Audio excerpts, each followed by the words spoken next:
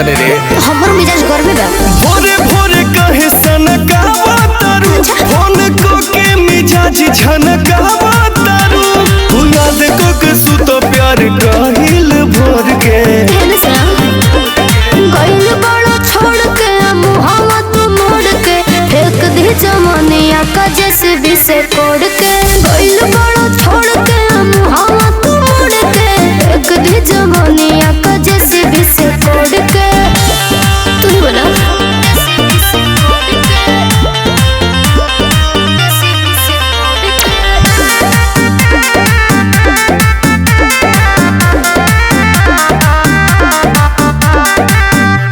तू मन के मनावा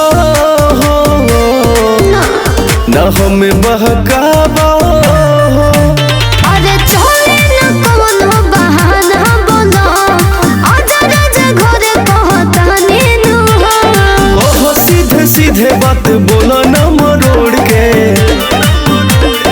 गइल बड़ा छोड़ के मुहावा तू मोड़ के एक दे जमानिया का जैसे भी से कोड़ के गइल बड़ा छोड़ के मुहावा तू मोड़ के फेंक दे जमानिया का जैसे भी से कोड़ के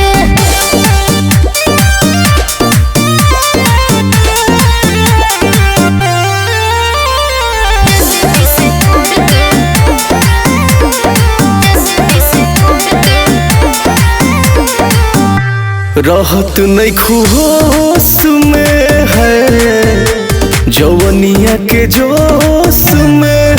से जिया कोल के रहत नहीं थे कुछ साहिद विवेक बुझात नहीं थे हला गुला छोड़ा अब बंद कर सोर के